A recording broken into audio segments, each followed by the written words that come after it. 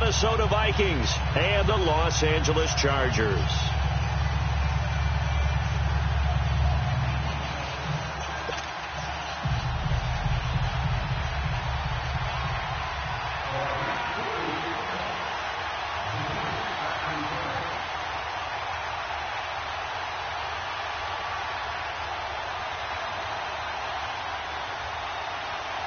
Dan Bailey now to put the ball in the air, and we are underway in Southern California. Here's Desmond King on the return. He'll bring it back to just about the 25, call it the 24-yard line.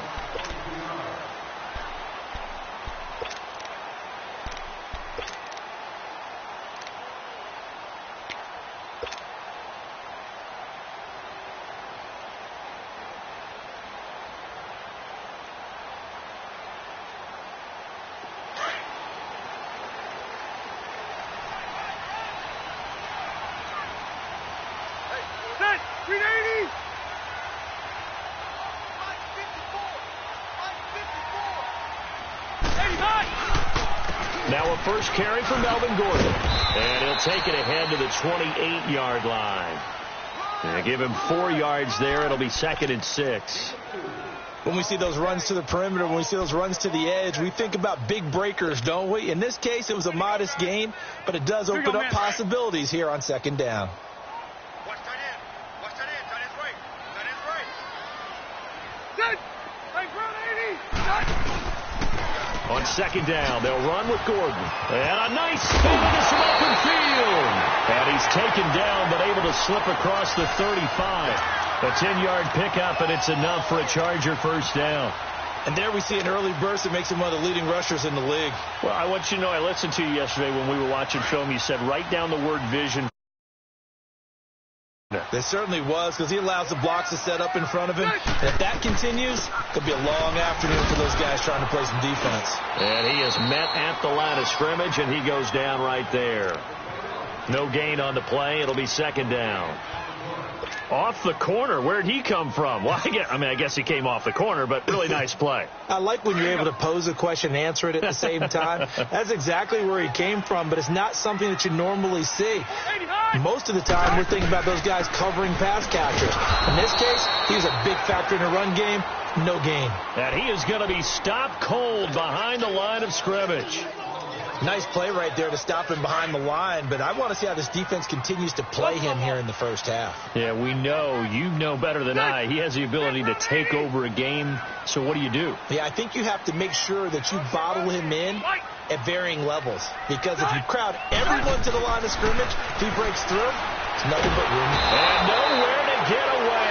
Rivers is dropped. Emerson Griffin in there to drop him for a 6-yard loss, and that'll lead to a 4th down.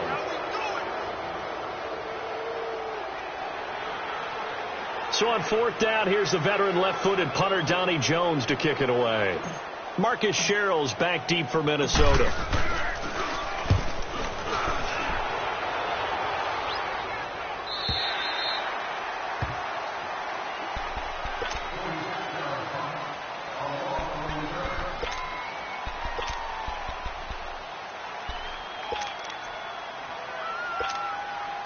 Cousins and the Vikings with a 1st and 10.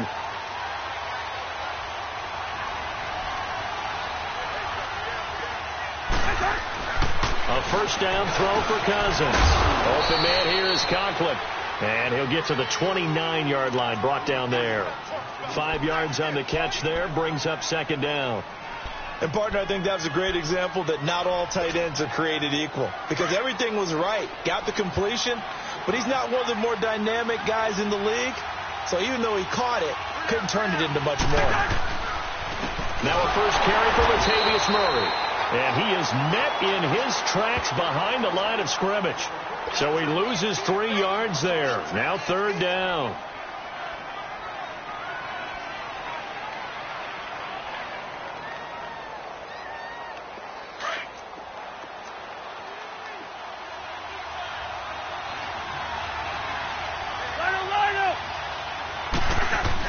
On 3rd down, Cousins.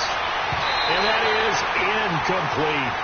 Not only was the call spot on, How about the execution of that defense right there? The zone was absolutely locked up tight. He was trying to force it in there on third down. But if there's a time to force it, he felt like he needed to make a play, right? Yeah, exactly right. Third down, you got to try and find something. There's nothing available there for him. Just a 25-yard punt, not what he was hoping for by any stretch. And the Chargers will be set up pretty well as they take over in great field position. Now the Chargers offensive unit ready to see what they can do here. They were forced to punt last time, and I doubt sincerely that they'll have to punt here because they're gifted with terrific field position. I don't even want to think about the idea that they would end up punting starting with this type of field position. Neither do they. Great starting spot. Great opportunity to run your full playbook. If they want to take a shot here, they can go ahead and do it. Now Gordon on first down. And he's going to be met at the line of scrimmage and taken down. Tackle made by Everson Griffin. And as a defensive end, getting off the ball quickly, swarming to the football, making a tackle, that's what we saw right there. Yeah, and that's what their job is. And really, a lot of the time, they have to throttle back a little bit in the run game because you know those defensive ends, they're like in a sprinter stance. They're just headed straight for the quarterback. That was good recognition on that play to hold him in their game. And he bats it away, and it falls down incomplete. There to knock that one away defensively, Eric Kendricks. Even the greats in this game, and he certainly qualifies as one of them, they're going to have trouble if they continue to throw into double coverage. He better be careful. Throwing into too much double coverage might have a couple of them picked off.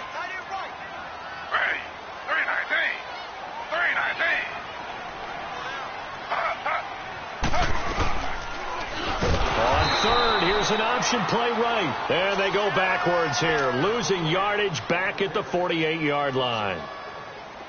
And on this play, the read for the quarterback was the defensive end, and he was totally focused on the quarterback. He should have given it off inside to the running back. Instead, he kept it and ended up taking a loss on the play.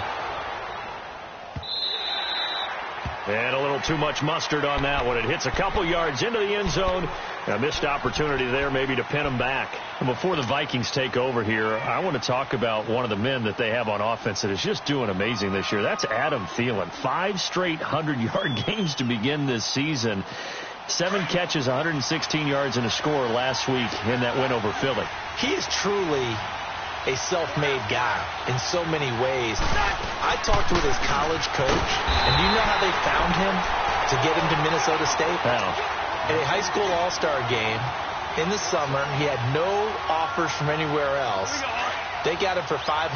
That was the so-called scholarship that he got to go to Minnesota State. Wow. $500, works his way into the position he's in, doesn't get drafted, goes to a rookie tryout camp with the Vikings, hangs on, works his way into practice squad, special teams, and now a Pro Bowl receiver. And those 5 straight 100-yard games, you have to go back to the pre-Super Bowl era, 1961, to find out the last time that happened. Hey, that's older than me.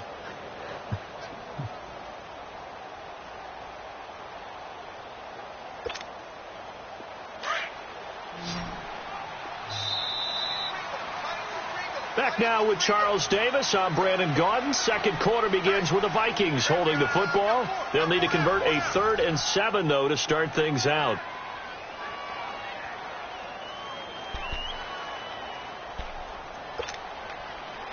An extra defensive back on the field for the Chargers now on 3rd down.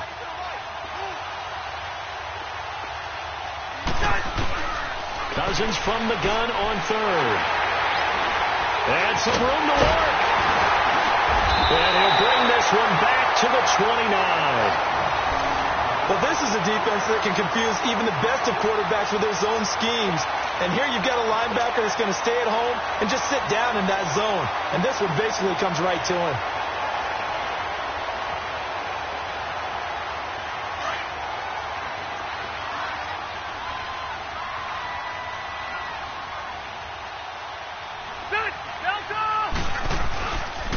On the counter, here's Gordon.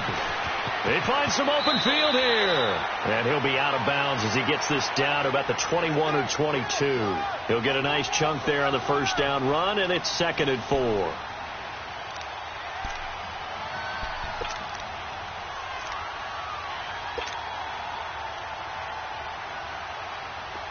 Let's go.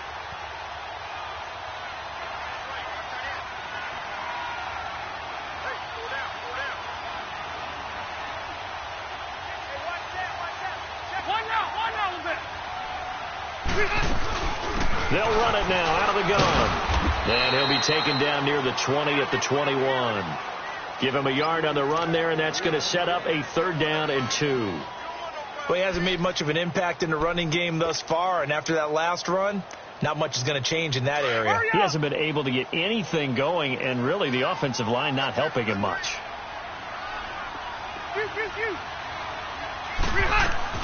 Rivers on 3rd and 2. Now he'll dump it underneath to his running back, complete. And the athleticism on the spin move allows him to pick up the first before he's brought down. They get 9 out of that one, and as a result, the drive continues. A first red zone opportunity here for the Chargers. It's 1st and 10 from the 12. They'll run it now out of the gun. And that one blown up quickly, as he's going to be stopped before he could even get started. Calling a loss of 2 on the play. And that'll make it 2nd and 12. Under 4 to go now as the clock runs and they come up on 2nd down. They'll run it now out of the gun. And he stopped immediately there. Call it no gain there, and now they're looking at a 3rd and 13. I know the scouting report on him is that he doesn't possess the eye discipline to be an elite linebacker, and what that means is his ability to read, react, and make a play. But on that one, he looked like one of those guys. 3rd and long for Rivers. This is Gordon on the dump off. And he'll be brought down this time at the 5-yard line. They pick up 10, but it'll still lead to a 4th down. Instead of throwing it downfield, Charles, they just tried to dump it underneath there. You like the call? I do. I think it's a high percentage play because you get the completion, and what you're counting on is your back to use his legs and his elusiveness to make people miss and pick up the 1st down. In this case, it didn't happen.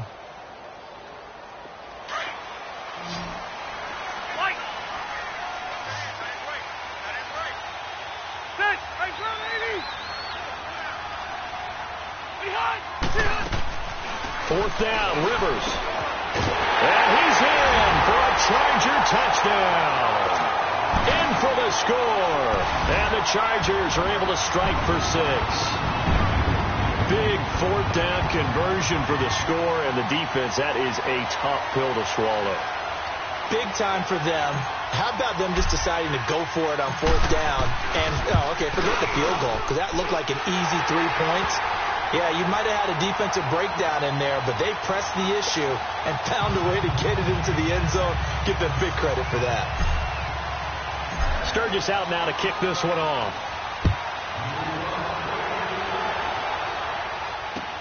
This is fielded at the goal line. And his guys are going to start their drive right at the 20-yard line.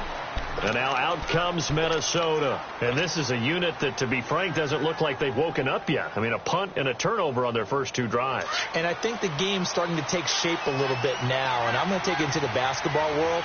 When you're having trouble scoring or moving the ball in basketball, what do? Get it to their best player, right? Find a matchup, create it, exploit it, and try and move the football.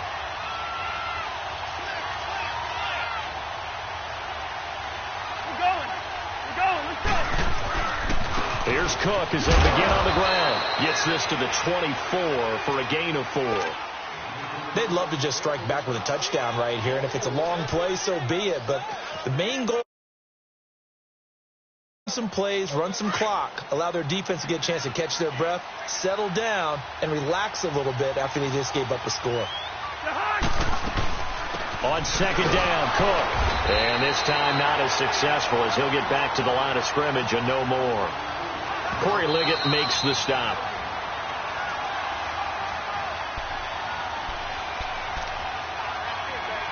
Two minutes remain here in the first half. We'll come back to Southern California after this.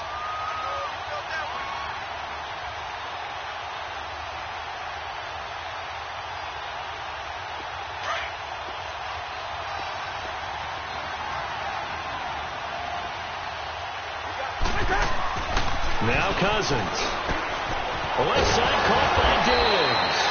And he gets it to the 32. Good enough for a first down. The Vikings first down. Diggs able to find his way free and get the catch from Cousins. From the 32 now. Here's 1st and 10.